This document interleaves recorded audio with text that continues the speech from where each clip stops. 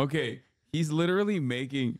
He has so far convinced me that automation is in fact good, and that there should be more of it for safety, and that this guy, like, I only heard the part where he talks about like the effectiveness of in a clip on. I think I saw it on TikTok or something that I really liked from this interview.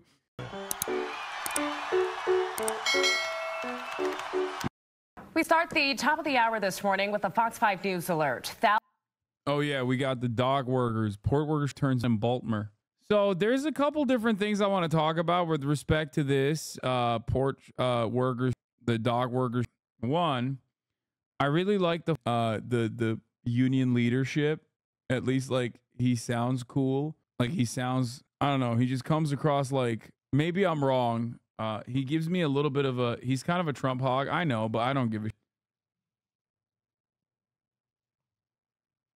I do think that he is definitely a hog for one reason that I find really up. Okay. The thing that I find really up is the weapons transfers will still continue.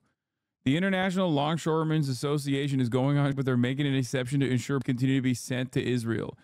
ILA will maintain pledge to handle military cargo during the passenger cruise ships to be unaffected by the 10-1. The International Longshoremen's Association and its 85,000 members will continue to honor its Century Plus pledge to handle all military cargo, even if there's a coastwise beginning next Tuesday, October 1st, 2024. The union will also continue to work passenger cruise vessels. Dating back to World War I, the ILA was always proud to note that the ILA also means love America when it came to its no pledge in handling U.S. military cargo at all of its ports. That's what Harold Daggett said, who served in the U.S. Navy and saw combat duty during the Vietnam War. We continue our pledge to never let our brave American troops down. For their valor and service, we will proudly continue to work all military shipments beyond October 1st, even if we are engaged in it. Don't worry, this won't impact the cruise industry, two of America's greatest gifts to the world. I mean, it makes sense if they've impacted the cruise industry. It's you know, those are people that need to get off, you know. That one is a little bit more, that one is a little bit more understandable. Like, I think the way to manage that would be potentially that we are going to put a halt on the cruise industry post a certain date so that you give enough time for the ships to go somewhere else or to never even go out to sea. But yeah, if you're like, hey, we're going to do it, and you're just stuck on the cruise ship, that's kind of crazy. Imagine you're like, yeah, no, dog, sorry. You have to stay on the cruise. It would be funny. Here, let's watch the More Perfect Union video on it. 5,000 dock workers from Maine to Texas are on for the first time since 1977. Late last night, members of the International Longshoremen's Association walked off the job after their contract with the ports expired. Union power! Strong piece of power! Strong piece of power! ILA! All the way! Union power! Union power! The dock I think one of the funniest aspects of this is that the ILA is a relatively strong union. And of course, if you're in a relatively strong union, your average wages are going to be fairly high. And people are finding out about like their relatively high wages and getting very mad. And it's like, yeah, dude, that's a good thing. Okay. That's not a bad thing, dumbass. How about you unionize as well? Nope. People are like, how dare they ask for more? They're already making a lot of money. Workers have two demands: higher wages and protections against job automation. The ILA represents workers at 16 ports that handle half of the US's imports. These workers keep America moving, handling goods like beer, liquor, wine, bananas, cars, and even parts that keep our factories running. And they do this backbreaking work for as low as $20 an hour. They're demanding a $5 an hour raise every year for 6 years. Meanwhile, their bosses in the shipping industry have raked in over $400 billion in profits since 2020. Today, they're making billions and billions of dollars. Yeah, Harold J. Daggett has had some really quotable moments. I think he's kind of cool. I mean, he's a bit of a hog, but he's also kind of cool. I don't know how else to describe it. Like he simultaneously gives me bad vibes, but I also think he's chill. On our backs, we went through COVID. Every one of you guys went to work every single day. The workers are also fighting for a fair contract that doesn't allow automation of their jobs. According to a union-produced study, more than 2,250 East Coast workers could lose their jobs to robots if protections aren't implemented. If port owners don't step Like, I don't have an issue with automation. You just can't fire people. How about that? Yeah, give them less work. It's great. You know, that's efficiency, baby. That's what automation is supposed to be there for. They are supposed to, like, automation is supposed to ease the burden on the laborers, on the workforce. The problem is automation is used as a mechanism of displacement. Okay. They're like, oh, well, we got robots. No more need for the workers. Fire them. That is the issue. Unions understand this. Step up and agree to workers' demands, $5 billion a week. And that means shortages and price hikes for everyone. We're gonna win this thing, trust me. They can't survive too long, and we're gonna get what the we deserve, believe me. And God bless all of you. I don't think it's the company's job to provide Social Security. It should be done by the state with taxes and ideal of basic income. What do you mean it's not a company's job to provide Social Security? This isn't Social Security. First of all, companies used to provide Social Security. It's called pensions, okay? I like that we've just completely moved beyond that. That's number one. Number two, you do recognize that, like, these guys are still a part of the productive process, right? Like, they are literally a part of the productive output. Like, they are the reason why the companies are generating any sort of value whatsoever. There's no value without labor. And as time goes on and technology improves, okay, these technological improvements have only been used to force out the existing productive output, like the existing value creators, the labor force. It's so stupid. And they're demonstrating, yes, sure, but the profits rise. What do you mean? No. How do profits rise? Profits rise in automation by displacing the existing workforce. Profits rising is not a good thing, okay? Get that out of your head. Also, profits don't rise. They do fall. That's literally my mom, and I hate it. We got into a heated argument about it last night. What do I do to convince her that she shouldn't defend these corporations? She's been let go from the company she currently works at and came back for less money. Oh my God. And then you got China fully automating their ports. The media's already trying to on the workers. Dock workers often work 80 hours a week to make more for this pay, while bosses kicked around and made, what the is this number? Jesus Christ, 400 billion since 2020. Working people deserve a good living. Many dock workers make $150,000 or more. Why they're going on? You think he's still, I feel he still thinks like he's still under the mafia's payroll. He definitely talks the talk. Oh, this is the one I wanted to show you. I love this convo. And they built a crane on the ship, and they got a container, and they put the cargo in. And maybe the first ship came up with 50 boxes. Nah, not even 50, 20 boxes. It worked. They came in to the port, the crane on the ship unloaded them, and they loaded them on, and they went down. Well, it caught on. And from there, everywhere you go in the world, you'll see those cranes. They look like monsters. No matter where you go, what port, overseas, Europe, Rotterdam, Amsterdam, anywhere, Spain, those cranes are there. It all started with Sealand. The company before Sealand is called Pan Atlantic, but Sealand bought that, and then they became Sealand. Okay, I show up in 1967. They make enough. Give me some money. The ILA president drive a goddamn Bentley. They make enough. There ain't no way that you are a 22-month subscriber in a socialist community, okay, or at least socialist adjacent, and you're out here pocket watching a labor leader. What the? Everything that I advocate for, please, this is bait, right? You're gonna be like, oh, I need money for the top of the hour ad break or something, right?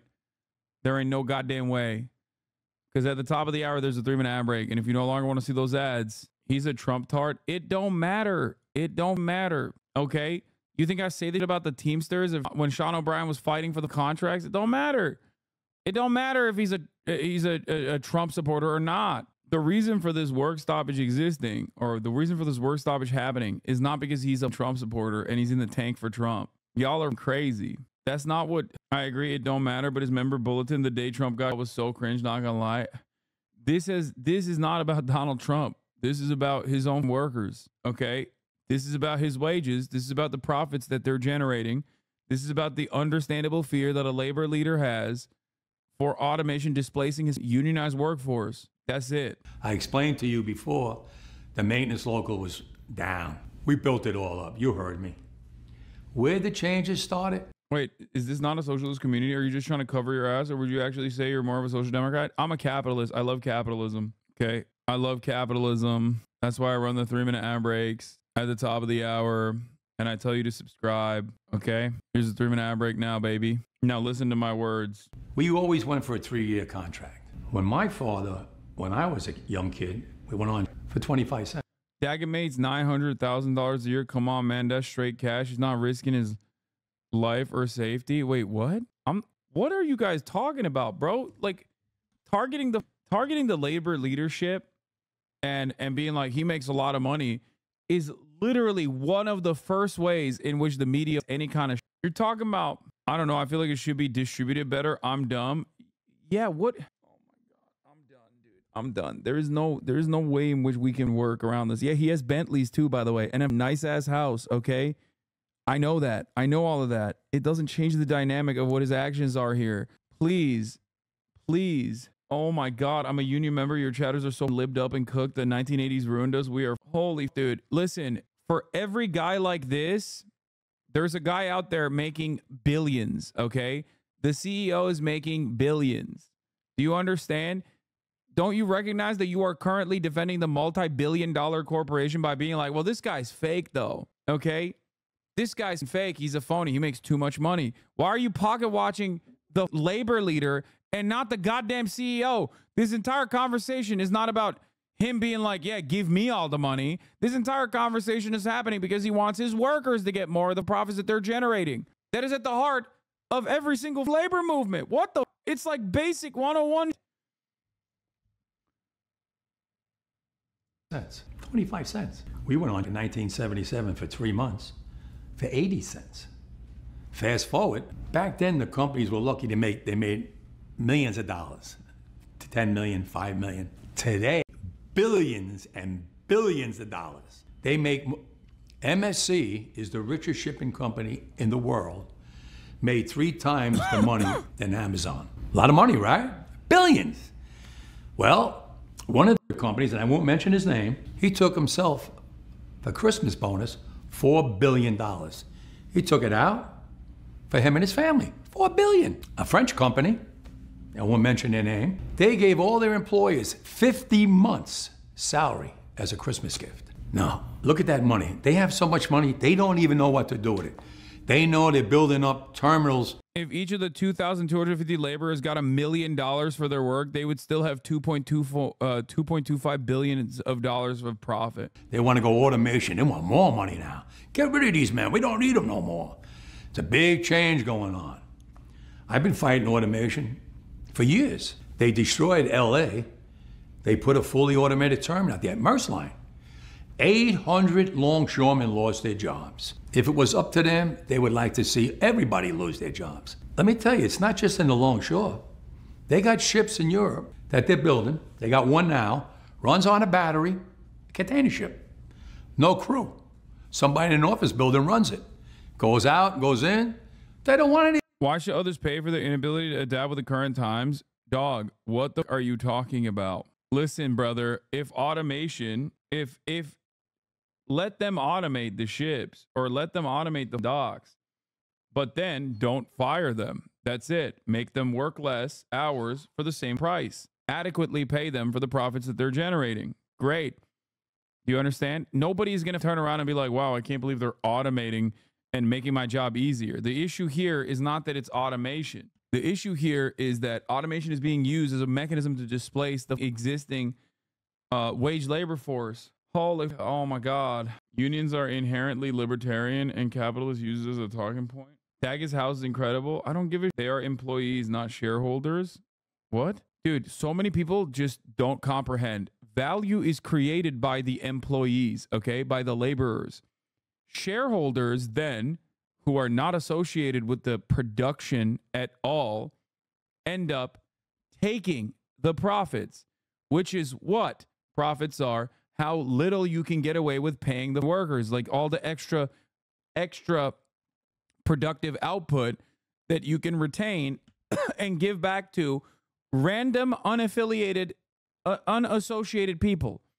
Okay? If the value was created by the CEO, this would not matter because guess what? The CEO could go there and do the job. The entire point of it is to remind people that workers have the value. They are the ones who create the value. Okay? It's crazy.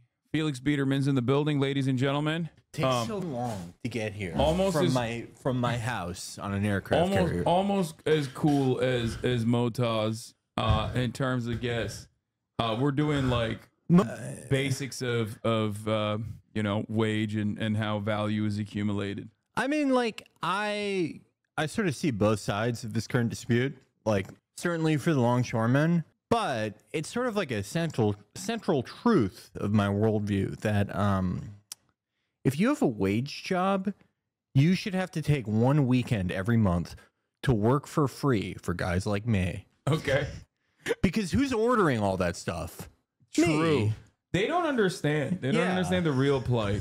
The plight is when your Amazon delivery of your new headset for your VR is late.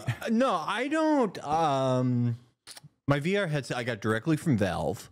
Okay. But you know, all my flight sim equipment that is coming directly from China. Yeah. And so, like, what do you think is in all those shipping containers? Everything that isn't human trafficking is flight simulation equipment. I agree.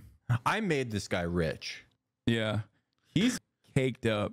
He's got unsettling vibes, like a old school labor leader who's like maybe a little bit corrupt, but also simultaneously is very cool, and I like it. I love his glasses. He's got those are Cartier. Yeah, no, he's dimed out. He doesn't give a every time there's like a labor thing and like the head union guy is like a guy like this.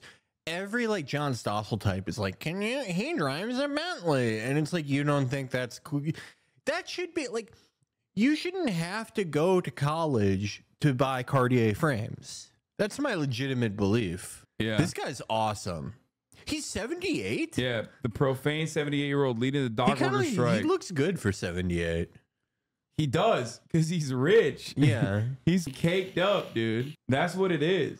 I don't agree with him buying a Bentley. I think, like, he should have bought an F-22 instead. Well, yeah, I mean, yeah, I don't. He's shipping them. He should have he should have done the old, like, 5-finger discount. What is it with the thing that the guy in MASH does where he sends a Jeep to himself in America, like, piece by piece over his entire deployment?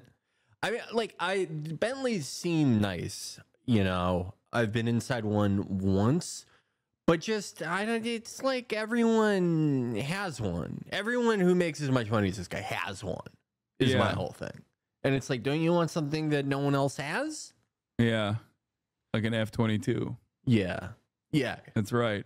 Yeah. Why are we talking about Hasidic Jews? I don't even know. We started from him. We started from this guy. We got to Patrick Bet-David. Who is like this is the most like Long Island Italian man of all time. He's probably or Irish, sorry. He's Massachusetts Irish. He's Irish? I think so, isn't it? His name is Harold J. Daggett. Oh yeah. Sometimes like Italian guys will be named like Herman Brown. Daggett. But their last name is like truly crazy. It's changed at Ellis Island. I just like, no offense to the Irish out there. This is a 78-year-old man. When I see a 78-year-old Irish guy, or really, let's be real, like a 58-year-old Irish guy, they have like John Kerry syndrome, where their face is has a relief map type quality to it, you know? And he's very smooth. Dude, dude, this is like wealthy people take care of themselves. They you know? do, but like wealthy Irish guys are still kind of craggy. This is not a craggy man. This is last name is Scottish origin. Okay. They don't want to pay anybody. What he has to say. It's not only this union; it's in every union in every aspect. If they keep putting machinery to take our jobs, who's going to pay the income tax? Machines are not. Who's going to pay for the military, the roads? Everything runs by taxes. Take Easy Pass. The first time they come out with Easy Pass, one lane, and cars were going through, and everybody's sitting in their car and go, what's that all about? I'm going to get one of them. Today, all those union jobs are gone, and it's all Easy Pass. People don't realize it. Everybody's got 3 cars. Everybody got an Easy Pass on the window. And they go through like it's nothing. and they get billed in the mail. They didn't care about that union worker working in the booth. You go in a store today, it's self-checking. They don't need anybody to check out no more. Someone has to get into Congress. Okay, the self-checkout is a little bit better of an argument than Easy Pass, because that one you're kind of, that's an own goal right there, buddy. Yeah, I like mostly agree with this kind of stuff, but like the Easy Pass is probably the worst case you could have been. Yeah, it's like pure efficiency, like probably lowers like traffic density a little bit. You know what I mean? Like it's kind of not the best. Self-checkout does make sense because it sucks. It also literally ends up like, you know, creating conditions for people to steal anyway. But obviously they make that calculation and it's still cheaper overall for them to not hire people. Self-checkout is, you know, it's the store robbing time from you, basically. Yeah. I hate it. I'm totally against it. I think he should have started with that. Yeah, that's a much stronger argument. Yeah. But because the entire part of the entire point of the problem is that like they shouldn't have done self-checkout. They should have hired more cashiers. But the store doesn't want to do that. And then they make it harder and harder, and then you wait in the line, and then they're like, oh, how about we just automate this process and only hire one person to control it every now and then? Yeah.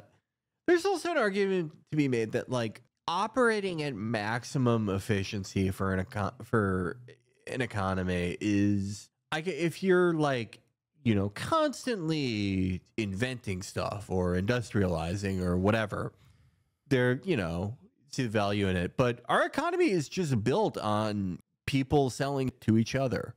We're a consumer economy. Yeah. You know, efficiency does not benefit us in quite the same way as like, you know, a classical three-piece suit industrialist guy economy. To say, whoa, time out. This world is going too fast for us. Machines got to stop. Yes, we're getting smart kids out of MIT and all these places. Yeah, they're all brilliant. If you're going to put people out of work, who's going to support their... Okay, his attitude towards automation is exactly a 78-year-old man's opinion would be on automation. Like, automation is not a problem if as long as it doesn't displace the existing labor force. As long as you get paid for your output, and if your output increases, your productivity increases as a consequence of automation, you get paid even more, okay? But the workplace doesn't get displaced, then it's good. It's not a bad thing, okay? It's like we don't want to go back to horse carts, right? Like cars are good. It's not the worst. It's not the worst technological improvement. Problem is that's not how things work. Obviously, they do use automation specifically to displace the existing workforce. They don't want to pay the existing workforce. It's a way to eke out larger profit margins. Families, machines, and then those machines people that are destitute, families. They serve the same purpose that, like, you know, the growing and incredibly visibly homeless in major urban centers do, which is to the people who still have jobs but are increasingly precarious and have less and less protections. You see those people who have fallen through the cracks. And it is a very visible warning to you not to up or try anything. Yeah, it inherently does. Hassan, that's how it works. Dude, what are you? Oh my God. Dude, no, you're just claiming that it does automatically. No. Okay? It's not supposed to, or you don't have to do that. It's just that companies choose to use automation in that direction. Okay? Because that's their ultimate goal is to generate higher profits. That's it. That's it. I'm just caught up on him saying he loves self-checkout. That is a dumb person. That's a maniac. Yeah, I mean, come on, we're on Twitch. There's a lot of people that don't want to talk to other humans when they go outside. We should automate. You gotta draw the line. These companies that work in the maritime business come from overseas. Not one of them belongs to America. They want to come into America and build fully automated terminals and get rid of American jobs. Good paying jobs that support families with medical, pensions, annuities, and pay taxes. They want to get rid of them. Where's the President of the United States? He's not fighting for us. He told in LA, he told the union, hurry up and get a contract. That's the mentality they have. They don't even know what the hell they're doing today. Well, I know what I'm doing. I'm gonna save everybody's job when it comes to the ILA and to all the unions around the world, because we're going to fight it with that alliance. I'll shut them down throughout the world to prove that we can beat them. So, yes, your answer is we came a long way. We came along so advanced that technology is mind-boggling. We never had cameras on the piers. They got a camera in every pole. They got cameras they want to put in the trucks to watch the driver driving. What is this, Big Brother? I'm against all that. I'm against that. A man can't even breathe without a camera looking at him. That's not. I like that. I love 78-year-olds. Okay, he's awesome. He's the greatest. He was talking. He had this whole thing prepared about like automation and the economy, and he's like, and another thing, I should be able to smoke a Black and Mild on the job. Yeah. Why can't we do our own 5-figure discounts every now and then? Hey, what the? My test for you as an American is like, whenever you find out, like the types of stories the New York Post loves running, the ones where it's like, this MTA guy gets paid $375,000 a year and he goes to work twice a week. If you're like, if that is an animating cause for you, if you are against guys like that, guys who have, you know, either gamed the system or legitimately accrued seniority and everything, if you are against a guy like this making like $400,000 a year in an economy where like you can make $70 million making a bad chat bot that sucks and loses money, then you're a maniac. We're not part of the same team. Yeah. Right. What about, there certainly must be, since 1967, elements of technology that have been good for the industry. Technology that's been good for the industry. That's a tough one because I got to be careful because I'm against automation. Semi-automation is automation. It's just the back avenue had to come in and give you automation without you knowing it. But certain technology, yes, is good because computers, we get more work done with computers. You on the phone? We have doubled the cargo.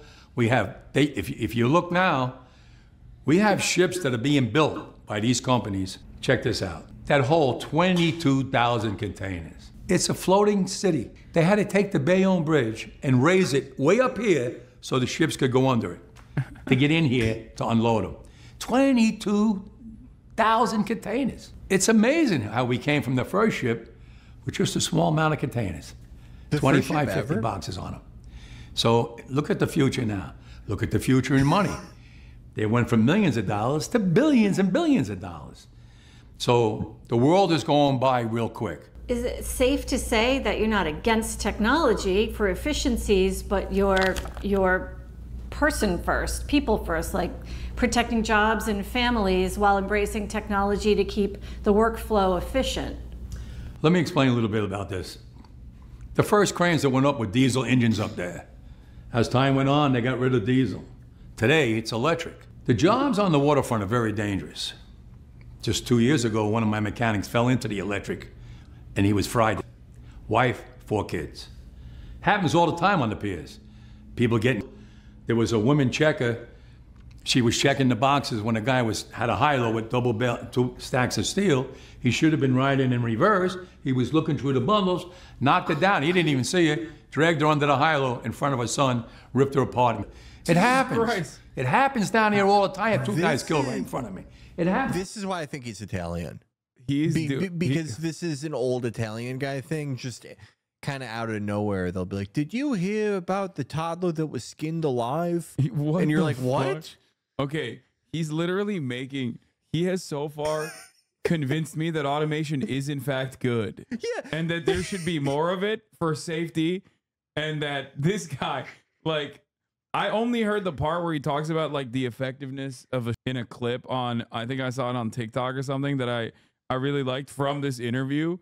I did not realize the rest of the interview was him not realizing that he's making an argument for automation. Okay. Yeah, don't get me wrong. I love this guy, but like he spent about 5 minutes just being like, I love the passage of time. Yeah. How it used to be a small ship and now it's a big ship. And then the interviewer's trying to get him back on course. Yeah. And he's like, no, but let me tell you about this other guy that got skinned alive. yeah. All right. This guy, one of my workers, fell in the electric, fried his ass. There was a Died. real nice girl. You like to see her coming, walking away, if you know what I mean. She flew to Earth she flew to work with an umbrella like Mary Poppins. Everyone loved her. You know what happened to her? Skewered and spun around and turned into shawarma. Fried, baked, basted. We have a group in our local 1804 dead called the Lashes. The most dangerous job on the waterfront. Oh my God. When they put the containers... No more dangerous than that. Stop. Don't get into it. No. This is like the killing fields. Yeah, he's like, we sometimes if there's not enough dead, I them. Personally, we got a quota. On top of that, they're done. See these glasses? These are fashion glasses, not urban intellectual glasses. Yeah, if I had those to are the first to go. Yeah, if I had to see out of these glasses, I'd load the bullet for them. the hatch covers all the way up high, you see them in the container ship. They got to be all lashed down in case the storm and the seas are real rough. The ship is doing this and this. If they're not lashed down right, those containers are going to go over into the ocean and sink. Millions of dollars of cargo sunk. So what? My men got to go out there. It's 0 degrees. There's ice on top of the container. It's freezing with metal bars and hooks, safety lines on them, way up high, and they got to put them down tight, get up on the box, slide on the ice up on top. Completely dangerous. That's in the north. In the south, it could be 95, 105 degrees. Soaking wet down there. They got a guy that goes around, they call him the water boy, giving water to the men so they don't dehydrate. Or the ones that work in the hull of the ship, they get water. It's different elements. You have us here in the north, Canada. You have from Virginia down, all the way to Houston.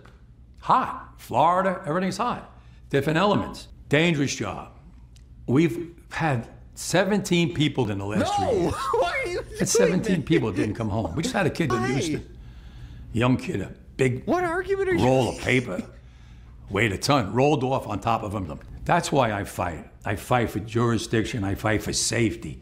I fight for these to be compensated with good salaries. These companies are making billions of dollars. They should take us along. We brought them to. Like if he brought this up in terms of like the workplace conditions and how they need to be improved, and that was like a part of his argument, then that's fine.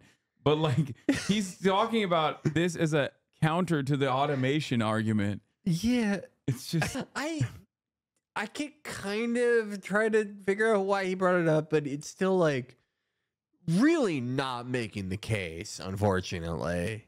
yeah. I mean, it is a tough job. It's not an easy job at all. How do you want to get rid of us? Nerve-wracking. That's not fair. Nerve-wracking. I would hate Not to be fair able at to. all. Yeah. And this union's been around close to 200 years. So you can see why I'm always fighting. Why do you think you haven't had to since then? Because you had leaders like me, and the companies got smart and said, we don't want to go through another 3 months. Let's negotiate in good faith. This is the good part. Back then, the companies didn't make the money that we make today. So we negotiated in good faith. We went with 6-year contracts. And we got a $1 raise, $1.50 raise for 6 years. It was great. It was a lot of money compared to 80 cents for 3 months. But today's world, it's changing into the future. They're not making millions no more. They're making billions. And they're spending it fast as they make it. I want a piece of that for my men, because when they made their most money was during COVID. When my men had to go to work on those piers every single day, when everybody stayed home and went to work. Not my men. They out there with the virus, we all got sick with the virus, we kept them going. From Canada to Maine to Texas, Great Lakes, Puerto Rico, now the Bahamas, everybody went to work during COVID. Nobody stayed home. Well, I want to be compensated for that. I'm not asking for the world. They know what I want. They know what I want. And if they don't, well, then I have to go into the street and we have to fight for what we rightfully deserve. Do you think, this is my last question, do you think the threat of this is they can understand the significance of that based on the recent things that have happened, like our Key Bridge, we're from Maryland, our Key Bridge collapsing and it just stopping all the ships from being able to deliver. I'm glad you brought that up, because I would like to tell you something. Okay. When that bridge fell, my longshoremen are on this side of the bridge, no work, no salaries. Biden called me up on the phone, President Biden. Harold, I got the money to build a new bridge. I go, oh, what about my longshoremen? They're out of work now. They didn't cause no problem.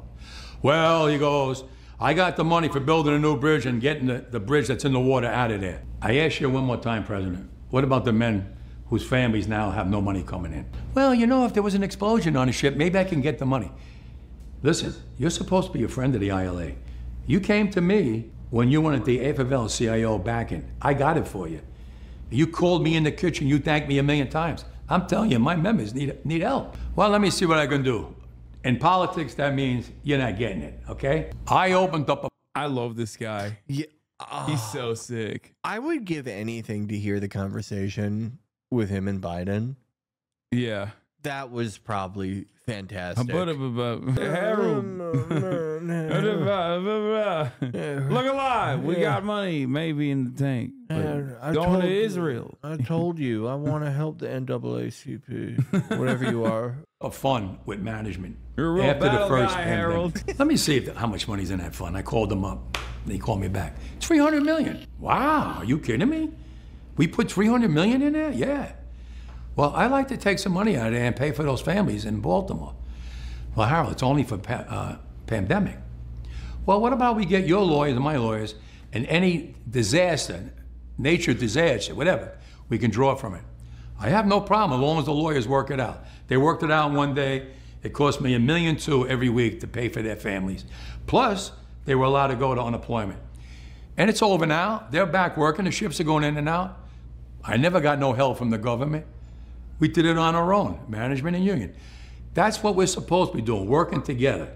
And I hope we get back into that right realm. Do you think that was in Baltimore? Right. What was the question again? Well, it was just about, like, I remember like how significantly it impacted our businesses, like the supply chain, because I live on the Chesapeake Bay, and all the ships were just waiting on the other side. Let me explain something to you. These people today don't know what it is.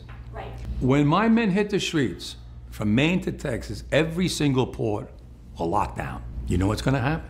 I'll tell you. First week, be all over the news every night, boom, boom. Second week, guys who sell cars can't sell cars because the cars ain't coming in off the ships. They get laid off. Third week, malls start closing down. They can't get the goods from China. They can't sell clothes. They can't do this. Everything in the United States comes on a ship. They go out of business. Construction workers get laid off because the materials aren't coming in. The steel's not coming in. The lumber's not coming in. They lose their job. Everybody's hating the longshoremen now because now they realize how important our jobs are. Now I have the president screaming at me, I'm putting a Taft-Hartley on you. Go ahead. Taft-Hartley means I have to go back to work for 90 days. That's a cooling off period. Do you think when I go back for 90 days, those men are going to go to work on that pier? It's going to cost the company's money to pay their salaries. Well, they went from 30 moves an hour maybe to 8. They're going to be like this. Who's going to win here in the long run? You're better off sitting down and let's get a contract and let's move on with this world. And in today's world, I'll cripple you. I will cripple you, and you have no idea what that means. Nobody does. The music is really funny at the end, but yeah, I mean, he's right. Yeah. And he's great. That last part is the only part that I saw from this interview that I thought was really good. And not the long, convoluted explanations of how many of his workers were dying in horrifying circumstances that could potentially be automated. But he did the Academy Awards, like this year, but like his take on it, certainly. Yeah. But that's a good take. Wait, let's see what they're saying on over the weekend. The past Secretary of Labor Julie Su has been terrific. She's knocking down doors. She's trying to stop this. She's trying to get us to a media where we can have a fair negotiations. It's the companies that don't want to. They don't want to sit here and be fair. So that's why we're out here fighting for our livelihood. What more from the automation do you want? What more protections could there be? What more? Yeah, they have language in there now. Not strong enough, because what happens is they come in with new technology. We just caught them in Mobile, Alabama, called Autogate, and that means the trucks are coming in and they're already checked in somewhere else and not using the checkers in the ILA. Circumventing the contract. They don't care. They don't care. It's not fair. And if we don't put our foot down now, they would like to run over us, and we're not going to allow that. You are going to grind the economy to a halt here on the East Coast and the Gulf Coast. Yeah, it's like, dude, the part that's like very frustrating. Obviously, media is never this adversarial to those in positions of power or any corporate CEO. Like, why don't you ask this question to a CEO? Why is it never this exact question? They have literally singular power to end this. He doesn't. He has to take a contract back. He has to fight his hardest. He has to take that contract back to his rank and file. That rank and file has to ratify the contract democratically. Okay? He has to do literally the best possible job he could do so that his own workers actually vote for the contract to ratify it. The CEO, on the other hand, could literally, with the stroke of a pen, stop the dead in his tracks by conceding to the reasonable demands made by the union. And you never, ever, with the exception of some labor reporters, and they're not working in mainstream press for the most part, they never, and it's not just Fox News, it is every goddamn media company. Don't act like this is just a Fox News situation. CBS, CNN, NBC, ABC. I never, ever hear this question being directed at the CEOs. Why? One must ask the question, why? Every single part of American news media operates on the exact same principle. It is always, and it's not just American news media, it's the same in the UK. It's the same everywhere else, okay? They never ask the question to the CEOs, why are you crippling the economy? Yeah, no, that is obviously all political institutions and political media in America is extremely degenerated and showing the ill effects of everyone being on the computer. But when you want to see cable news in its most efficient, closest to origin function, it's stuff like this. Yeah. It's what, you know, acting as the cheerleading section for the Pinkertons and Spirit.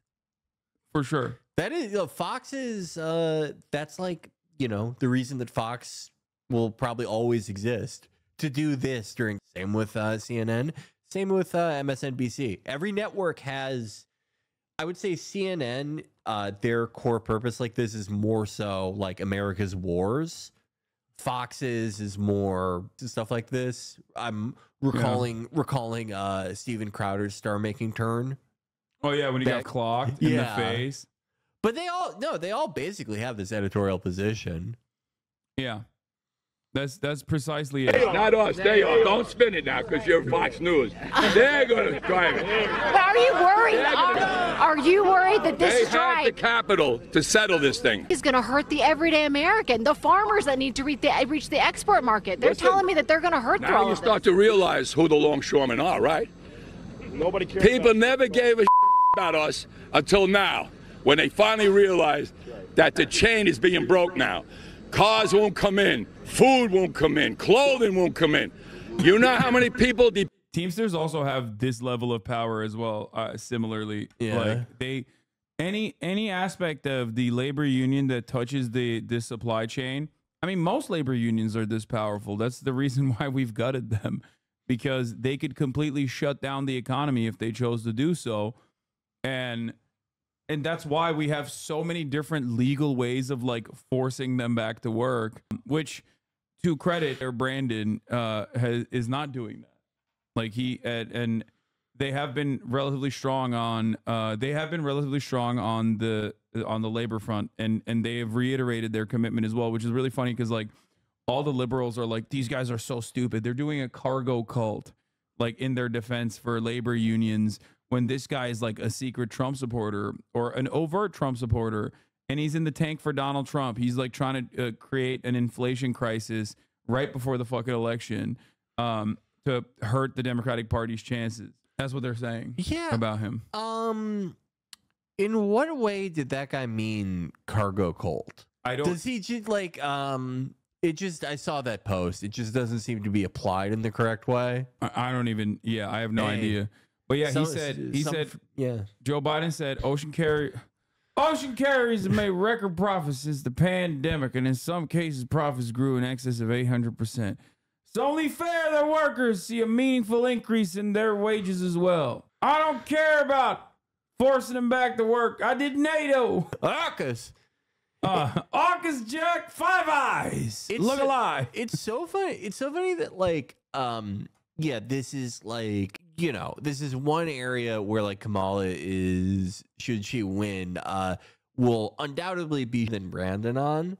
But it's also funny that like it is sort of his thing with unions and like American workers in general is sort of inseparable from a lot of his more defining traits, specifically in foreign policy, because part of his pitch, if he was capable of more coherence, is that like, you know, America's perpetual state of funding various proxies is good because the actual jobs of like making the missiles are high paying, high skilled like labor jobs. Yeah.